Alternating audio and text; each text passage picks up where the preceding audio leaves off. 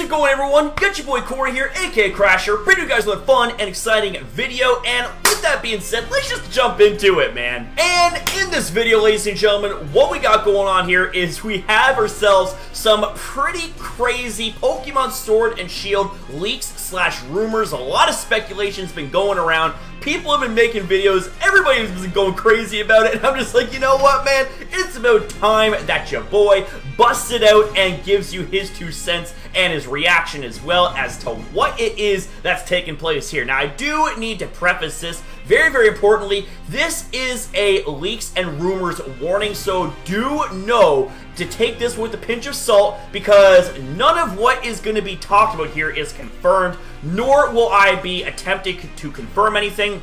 So, with that being said, ladies and gentlemen, let's go ahead, let's get into this, because I do need to also make a mention as well that in past leak discussions, there had been certain terms such as Gigantamaxing that's been dropped. We also had ourselves Galarian forms that's been dropped. We also had ourselves a wide variety of characters that have been dropped, such as Nessa, such as Team Yell, such as Chairman Rose, such as Oleana, such as Bede, such as Marnie, the list goes on, and all of those things right there have been confirmed to be true from those leaks in the past. So, wouldn't surprise you boy one single bit if what we were talking about here, we had ourselves some authentic leaks that will be true later on. So with that said, let's get into the juice. Alright, ladies and gentlemen, so what it is we got going on here is we have ourselves a cleaner and better rendition of the original leaks. Now, I'll link you guys to the original source in the description box down below. That way you guys can see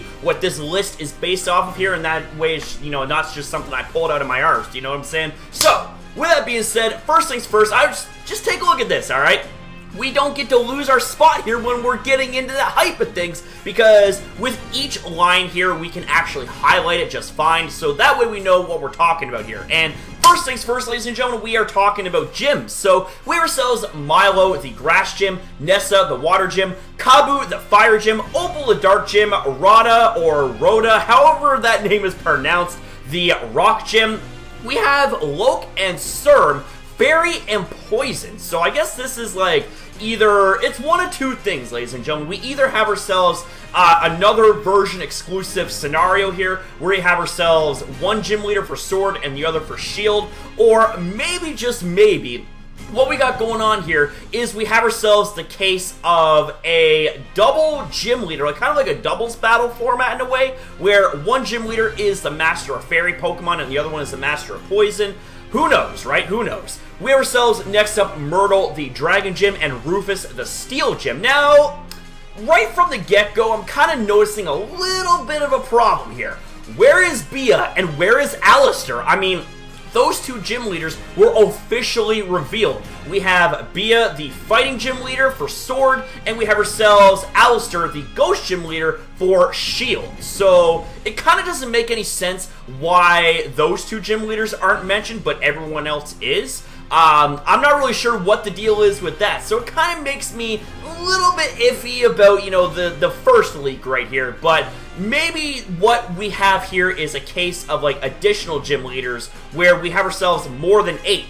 Because if we total the names, we have ourselves, you know, the 8 right here, and then we have ourselves the additional 2 being Bea and Alistair. We have ourselves a total of 10 gym leaders for Pokemon Sword and Shield, which kind of brings me back to the first scenario here for Loke and Serm being version exclusive gym leaders. So maybe we have ourselves, you know, Loke for Sword and Serm for Shield, such as the likes of, you know, similarly, I might add, of Bea and Alistair. So maybe, just maybe, we have ourselves 2 scenarios here where we have ourselves 2 version exclusive gym leaders. So, you know, it could work out that way too. But with that being said, let me know your thoughts down below and let's move on here to this right here. We have ourselves Myrtle is the Queen of Galar and Mother of Marnie. What? So you mean to tell me that Marnie is actually the freaking princess of the Galar region and she's running roughshod throughout the Galar region with Team Yell as her fan base? Like, what is going on here, you know? So Rufus is a historian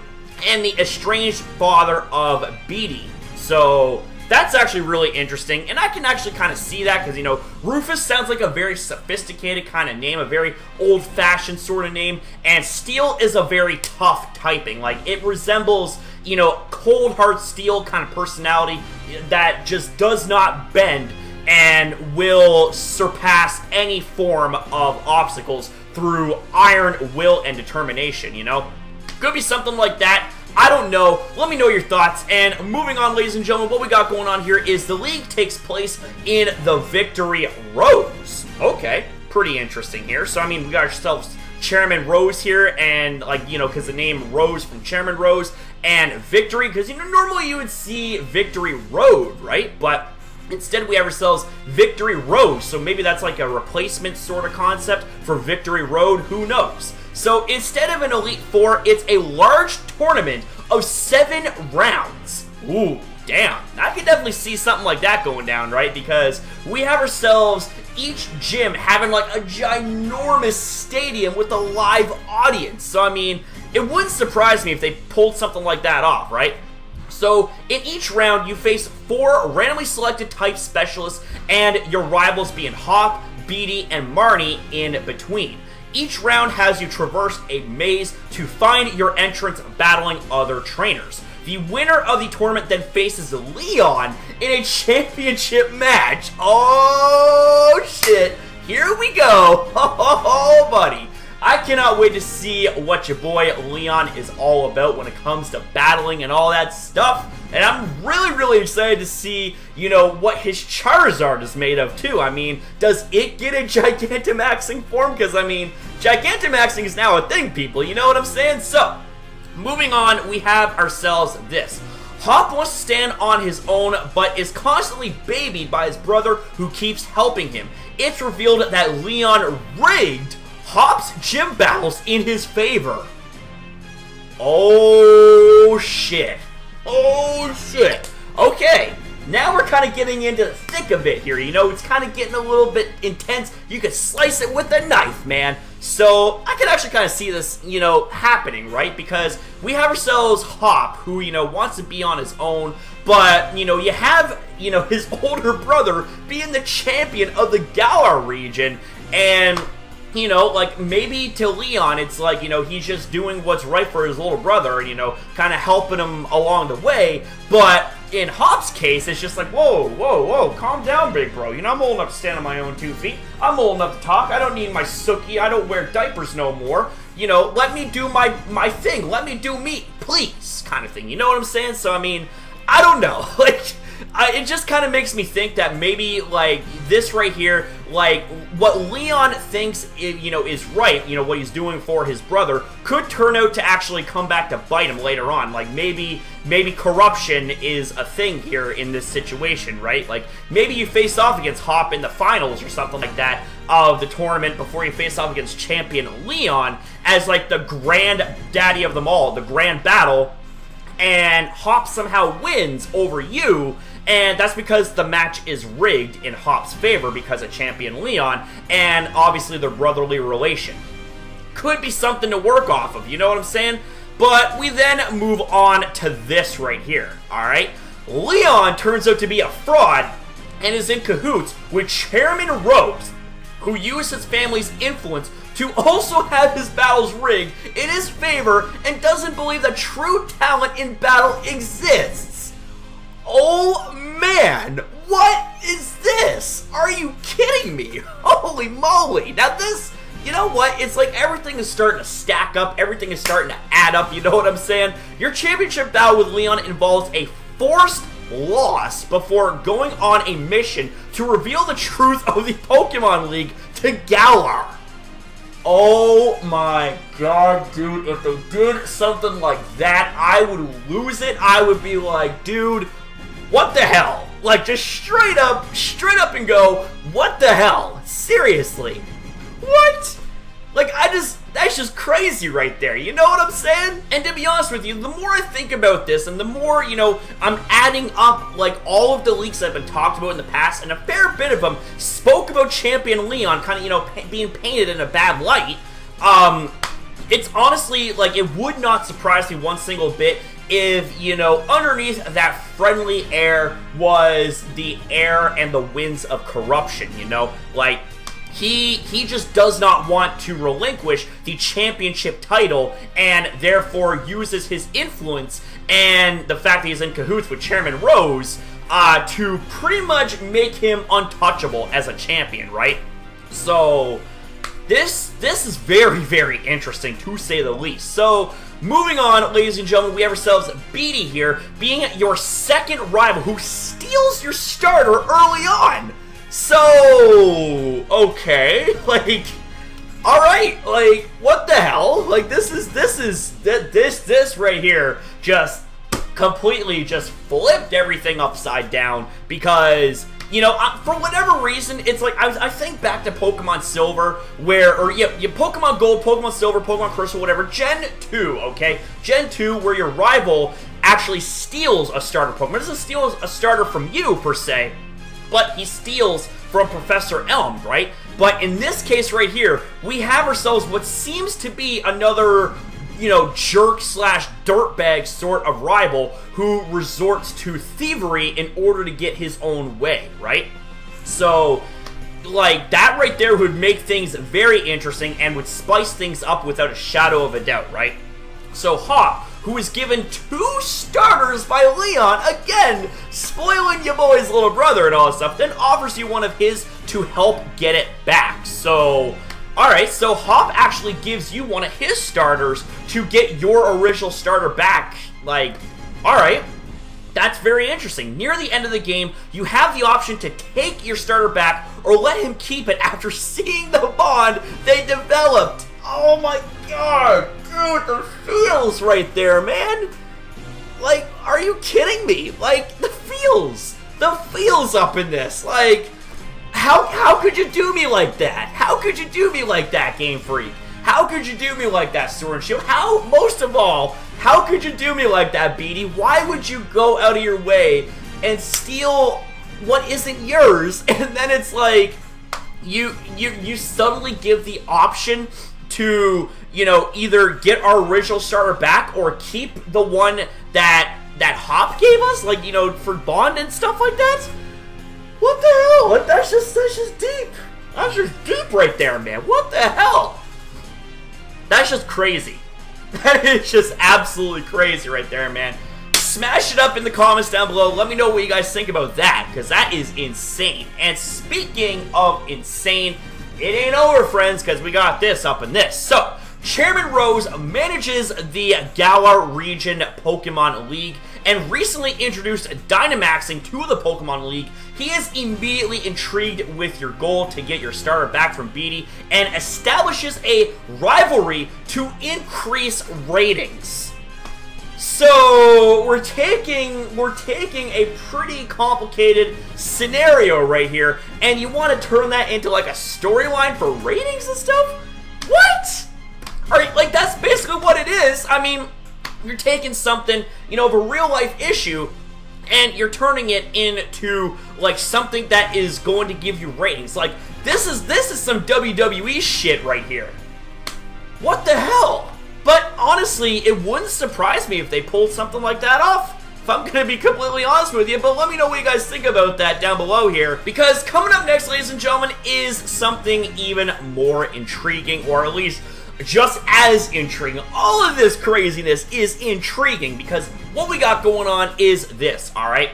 Marnie is a rising star of gym battles who you watch beat Milo at the beginning. It's later revealed she's the princess of the Galar royal family in disguise who wishes to live a normal trainer life and rebelled against her mother. So, you know that bit about what I said earlier about the fact that Marnie was the princess of the Galar region? Well, there you go. That's more backup right there that this could actually be the case. She uses a weak form of the legendary Meteodaina, however that weird name is pronounced, which is said to be linked to the box legendary. We know of the 2 box legendaries being Zacian and Zamazenta, alright? So I would honestly love to know what what the relation is with Meteodaina and the box legendary Pokemon. Like, does it have some sort of evolution to it? Or, like, what's the deal? Like, what is happening here? Like, is this a case of, like, Cosmog, Cosmoem, and then depending on which version you evolve Cosmoem in, you either get Solgaleo or Lunala? Like, what is the deal with that, man? What is happening here? This is crazy. Seriously. Alright, but with that said, let's move on here. So Team Yell are crazy fans, led by an admin, Sealand, and are obsessed with Marnie. The whole thing is a front for the leader, Narella, who wants to capture Meteodaina to summon the box legendary. What? What? Are you serious? Oh my god. Alright, like, that's just absolutely crazy, you know? Wow. Wow. So it's revealed that she has good intentions and only want to summon the Guardian of Galar to defeat Eternatus. Again, we see that name. We see the name Eternatus. We've seen it in the past. We've spoken about it countless times in the past. I mean, that name is synonymous with leaks at this point, if I'm going to be honest here. And if I'm going to be honest about this as well, it wouldn't surprise me if they sometime soon revealed Eternatus or revealed that there was a third legendary that was evil, you know? Like, I viewed Eternatus as being the, you know, the main antagonist here of the games, alright? Like, we don't necessarily have an antagonistic team per se. Like, we have an annoying team, yes, but we don't have ourselves a severely antagonistic team that is a threat to the Galar region. Like, we're talking like Team Skull level, you know what I'm saying? Very, very annoying, but not threatening whatsoever. Like, we're not talking about Team Aqua or Team Magma, who are eco-terrorists, or Ghetsis, who is a cold-hearted psychopath that wants to freeze Unova over and have complete control, or Lysandre, who legitimately wanted to wipe out the existence of mankind in X and Y, you know? But here's the thing, we have ourselves Eternatus here, who is going to be the main antagonist. We're going to have a Pokemon as the main antagonist of this game. That would be absolutely amazing. That would be badass in a half. That would be awesome. It would click, okay? It would be, you know, just shut up and take my money for this, man. Just seriously. It'd be great, alright? But let me know what you guys think about that in the comments down below. Because, get this, we have ourselves more information on Eternatus. Eternatus is the true main antagonist, like literally what I just said, of the game. It was the origin for the Dynamax and Gigantamax phenomenon and spreaded havoc across the region long ago. The box legendary defeated them and sealed them away. However, it will reawaken if large instances of Dynamaxing occurs.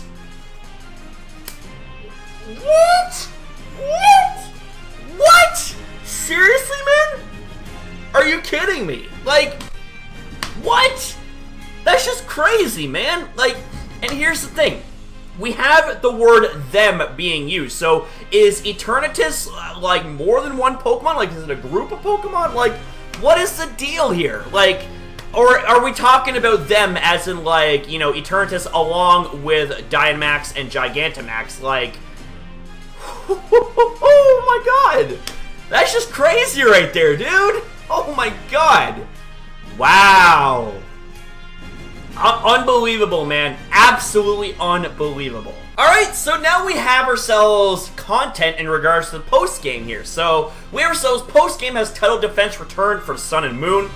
You can also access a second wild area, the Battle Wheel and Battle Clock. Looker missions also return too? What? Okay. I mean, it honestly doesn't surprise me because we've been having Looker missions for generations now, okay? Ever since the character Looker came about in Generation 4, we've just never been able to get rid of that guy. It's like he's been a recurring theme in past generation games, you know, Gen 4 and beyond, you know? But also, I'm really interested in the concepts of a second wild area. You know, maybe that will house, like, much, much stronger Pokemon. Like, kind of give you, like, a Mount Silver sort of feel from Generation 2, where it houses crazy, crazy strong and crazy rare Pokemon. Like, maybe that's what the second wild area is it's kind of like an equivalent of Mount Silver, where it's like you have the best of the best when it comes to wild Pokemon, right? Now, the Battle Wheel and the Battle Clock, I'm really, really intrigued to see what this is all about here, you know? Maybe the Battle Wheel is kind of like a Russian roulette sort of thing, where it's like you spin the wheel, and depending on what the wheel points to would be your next opponent. And maybe the Battle Clock is like time-based battles or something like that. I don't know, but, you know, do let me know what you guys think about that in the comments down below. And next up, ladies and gentlemen, we have ourselves the information about the Pokédex, saying that it has around 600 Pokemon. So, if we go back to Generation 7, we ended with a little over 800 Pokemon. I believe it was like 807 or 808 or something like that. Can't exactly remember. So if we include this generation right now, say, for example, if it has like 100 new Pokemon in addition, that's going to be, I think, like a third of the Pokedex, or maybe a fourth of it, you know, chopped away. I don't know. I'm not very good with math. I can't math very well right now. I'm exhausted. I do apologize if, you know, what I'm saying is a little jibber-jabber, doesn't make any sense, whatever.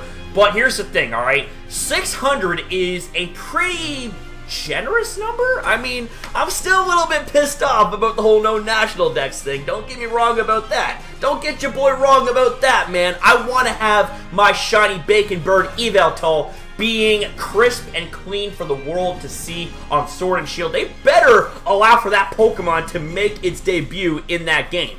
Otherwise, I'm going to need choke Game Freak. But, getting off topic here. So, here's the thing. We then move on to this, alright? Not many new Pokemon. Some include a Ghost Umbrella. What? Okay. So, we have ourselves another ghoulish inanimate object kind of thing. I mean, we have ourselves Drifloon. We have ourselves Rotom that possesses, you know, like a multitude of appliances. And we have ourselves a ghostly umbrella here. Pretty interesting stuff.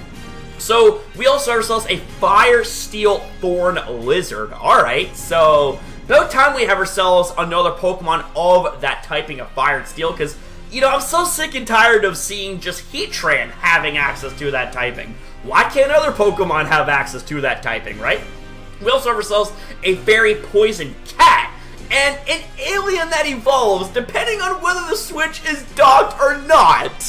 What? Just, what? Seriously? What? Are you kidding? Like, that would just be absolutely whack right there. But here's the thing, alright?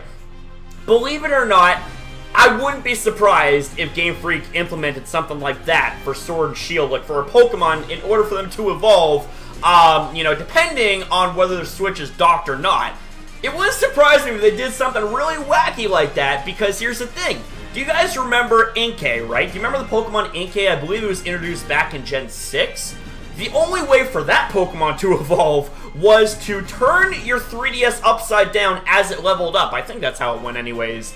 And it would evolve into Malamar, right? So, I mean, it was a very, very peculiar Pokemon, to say the least, you know? So, it wouldn't surprise me one single bit if they did the same thing here. Like, it would be very, very weird and kind of, like, awkward to pull off, because what if you're live streaming, you know? What if you're live streaming and you really, really want to evolve that Pokemon, but in order for you to evolve that Pokemon, you want to evolve it into, you know, say its alternate form, you have to undock the Switch in order for it to evolve into that said form.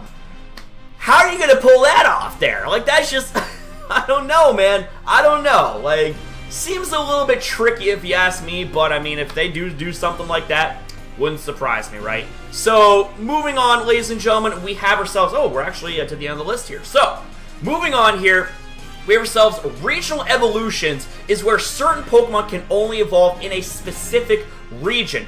Pokemon that get Galarian evolutions include Farfetch'd, Meowth, Arbok, and Weezing. What? Oh, man, dude! That would be amazing. And here's the thing. We have ourselves Galarian Weezing. So, you know, we have the keywords Galarian evolution. So are you meaning to tell me that these Pokemon are going to evolve further, because, I mean, here's the thing. We have ourselves Galarian Linoon evolving into Obstagoon, right? So, I mean, it wouldn't surprise me if they did something like that with a variety of other Pokemon. That would just be sick, man. That would be absolutely sick. I would lose it if they did something like that, right?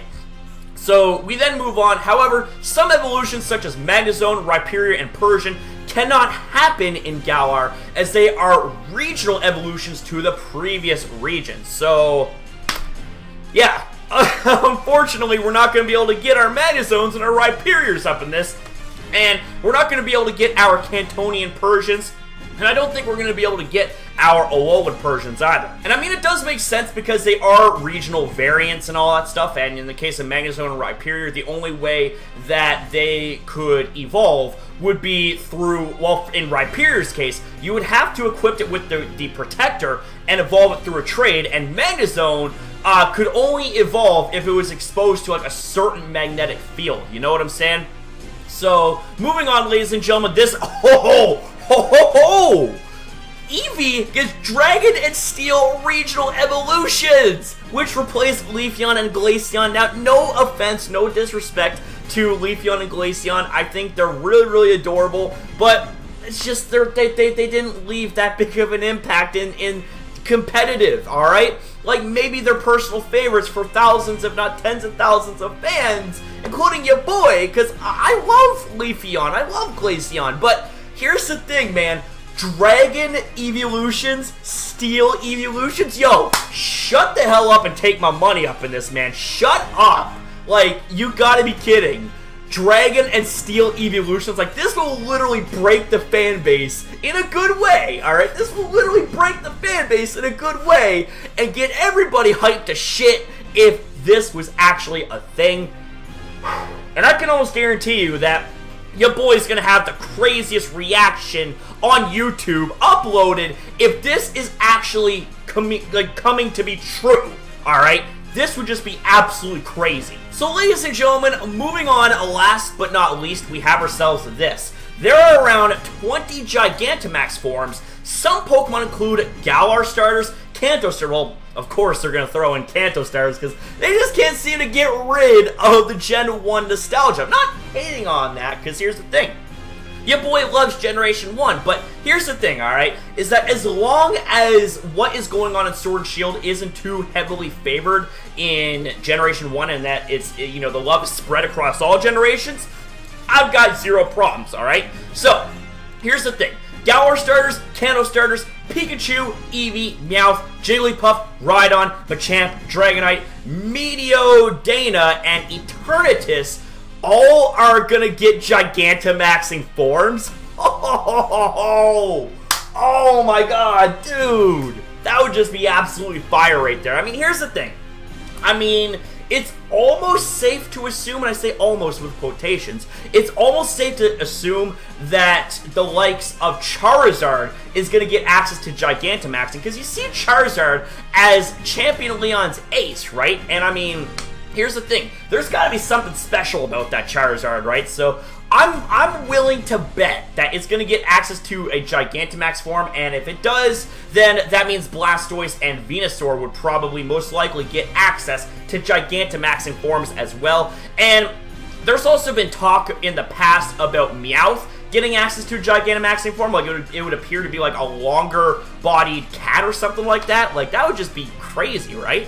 Meteodaina gaining access to a Gigantamaxing form kind of makes me think, you know, doesn't have any relation at all with, like, in terms of, like, evolution-wise with the boxed legendaries. You know how I made that comparison earlier with Cosmog, Cosmoem, and then Solgaleo, Lunala, depending on which version you evolve Cosmoem in for Sun and Moon, and then the same thing happening here. Meteodaina was to evolve into either Zacian or Zamazenta, depending on the version that you evolve it in. If it gets its own Gigantamaxing form, I'm kind of thinking that maybe it's its own Pokemon, but somehow, some way it has relations to the box legendary Pokemon.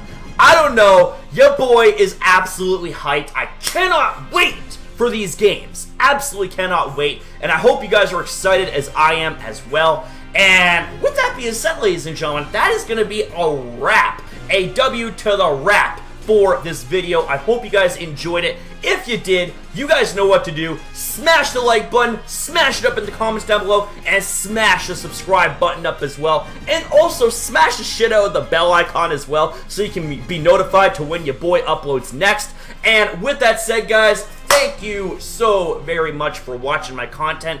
Really and truly appreciate it. Love you guys to bits. Thank you for watching. Have yourself a damn good night or day, depending on your time zone. Almost got that mixed up. I'm getting a little bit tongue-tied here, but that's also because I'm tired as well. I gotta get to bed, so thank you guys for watching, and I'll see you guys in the next one.